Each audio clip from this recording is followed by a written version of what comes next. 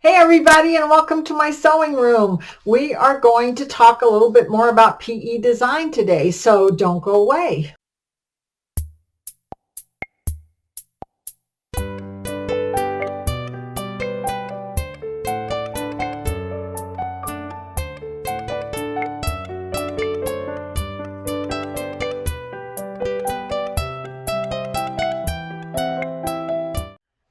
Okay, so I had a couple of questions after I put that last PE design video up about making the ice cream cone. And so I thought maybe I would just go back into it and see if I can address a couple of those issues. So let's go to the computer and do that.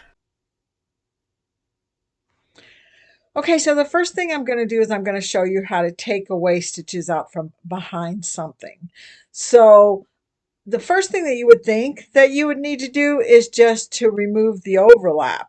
And if I select the chocolate ice cream and I hold down my control button and select the strawberry ice cream, then you can come up here in this part right up in here and hit modify overlap and remove the overlap.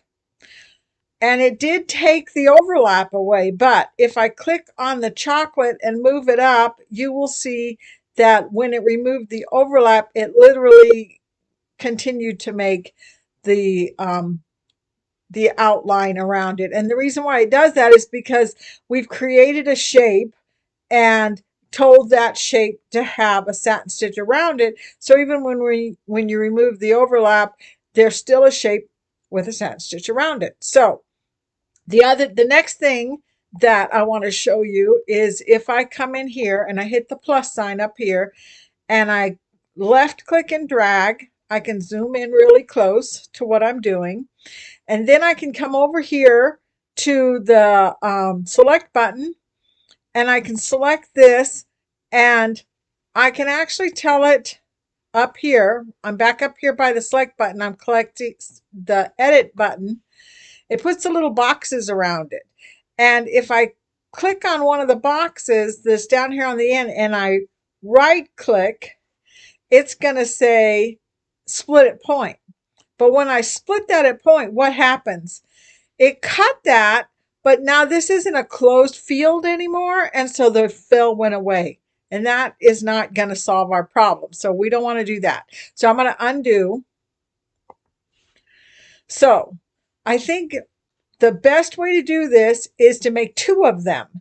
So I could do Control D, which I've told you before. Control D duplicates, but what we want to do is we want to go back to the selector, so it's selected.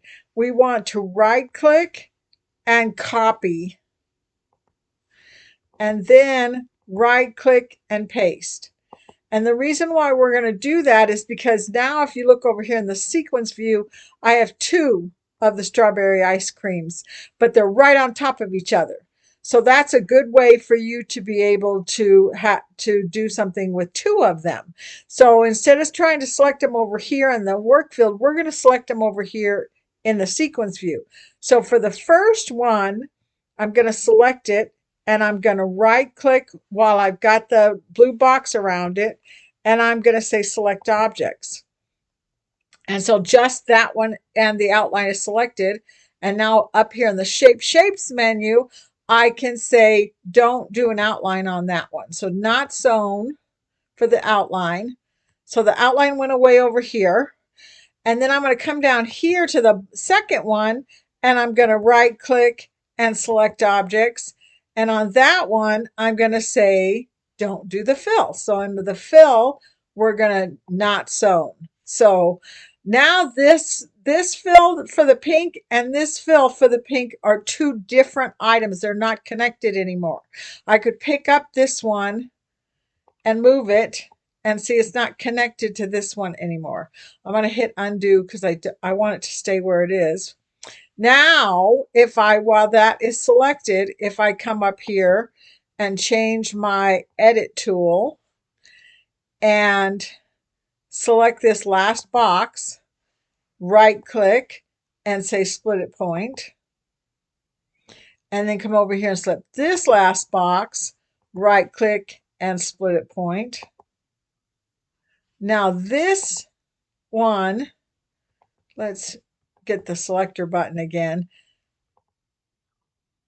This pink one is a piece, and this pink one is a piece. I can take that one away and push delete on my keyboard, and it's gone. So now I can pick up this one and move it down until it's right on top. And I'm going to move it down enough that it's slightly overlapping. And one of the ways you can tell where you've put that is if you go to your view and you look at the stitch view instead of the realistic view, you can literally see through it. So see, there's the stitches, there's where it's sitting, and I can see through it and I know it's sitting on top. And I want to move it in at least enough so they're overlapping so when they sew, they don't separate. But the pink outline is sewn last and it's actually going up over the chocolate. So I'm going to grab this pink outline and move it up one. So it's going to do the cone, the pink, and then the chocolate. And I have removed the stitches underneath, and I can go back to my view, realistic, home, zoom all, and there's my ice cream cone without stitches underneath it. So what I'm going to do now is, instead of saving this, which I could do, I could go ahead and save it, but I'm just going to delete it. And I'm going to say, let's import patterns from file. And I saved the ice cream in my documents, embroidery designs,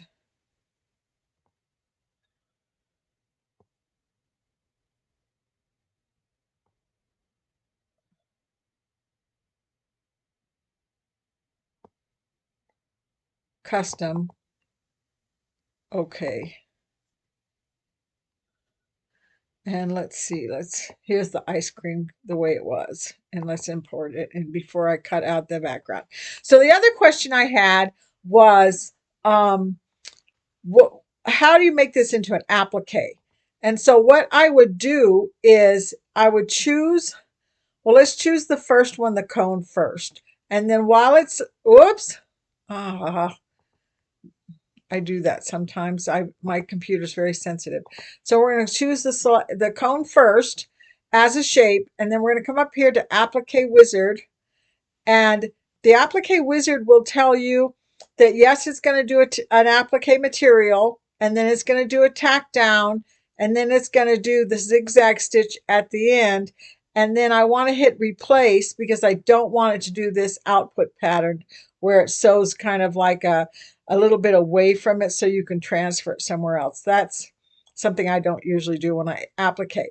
The other thing I usually do is I make my stitch width a little wider. I think the default is 0.8. I like it to be at a little bit higher so that my satin stitch that goes around it is a little wider.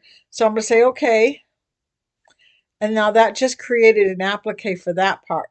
So then I can do the same thing 3 times. I'm going to select that one, Applique Wizard.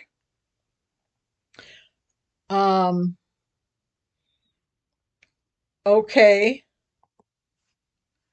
And then I'm going to do it again, Applique Wizard. Okay. So now I've got 3 appliques. And you'll notice here it's going to sew the original shape. Then you lay your fabric down on top of that, and it sews that down, and then you cut away the excess, unless you want to send it to your scan and cut and have your scan and cut out the shape properly, and then it'll tack it down, and then it'll do the next one, and it'll do each one of those separately. And in the same way, you can select the second one here. Now the dotted line is around it, and when the dotted line is around it, that means it's grouped, right? So we're going to right click and we're going to ungroup that.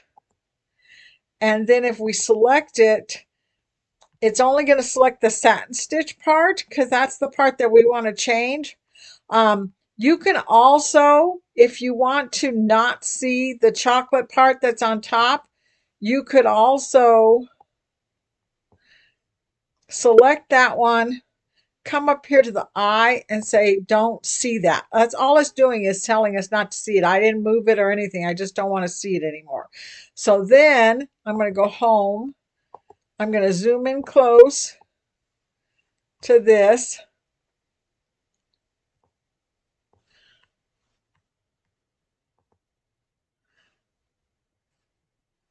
I'm going to select it. Well, yeah, that's the one I want to select.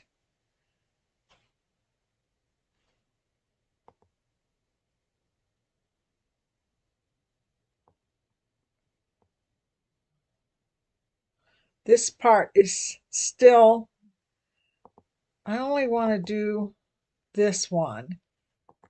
Select objects. So that one is selected.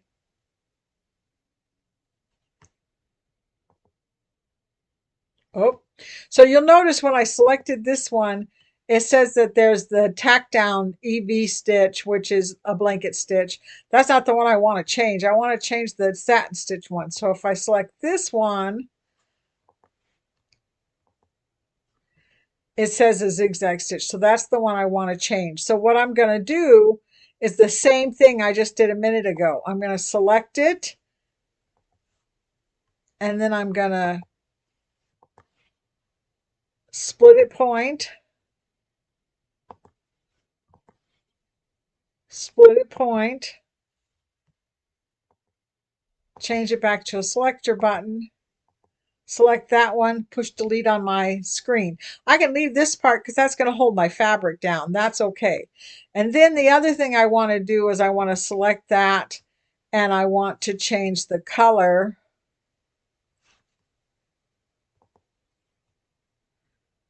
You'll notice that when you've got an applique, it just says applique and nothing else. But if you hit the down arrow, it'll change it back to Brother Embroidery. And then we can change the color.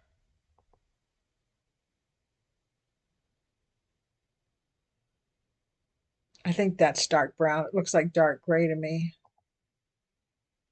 That's dark brown. That's better. Yeah, it says embroidery dark brown right there. So that's dark brown. So I just changed the color of that one. Or wait, what am I thinking? I want it to be pink. So that's the strawberry one there. And then the one down here,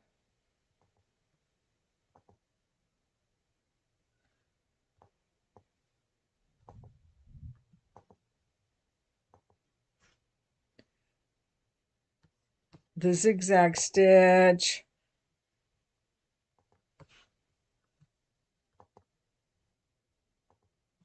Let's make that one the brown. Okay, so now when we zoom out,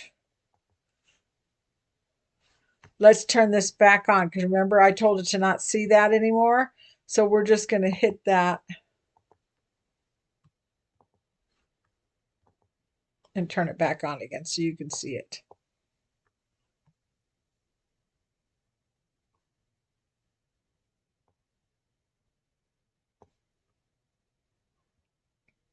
Actually, I think I want to make this one brown too, and this one pink too. Yeah, because when it does that run around tack down stitch and then sat stitches over, I want it to be the same color. So now I've made that into an applique pretty easily. So hopefully that helped a lot for learning how to make some changes to that design. So I hope that answered some of the questions that some of you had about what I did with the ice cream cone. I still haven't sewn it out or done anything with it. I'm thinking about maybe making a table runner or something with it, and when I do that, I'll let you see what it looks like. But remember, if you have any questions about what I show on my videos, please go ahead and ask me. I try and answer some of them right away, but some of them I do need to come back and do another video on it, and I think this was a good way to do this. So I hope you enjoyed it, and I hope you had a good time, and I'll see you next time. Bye-bye.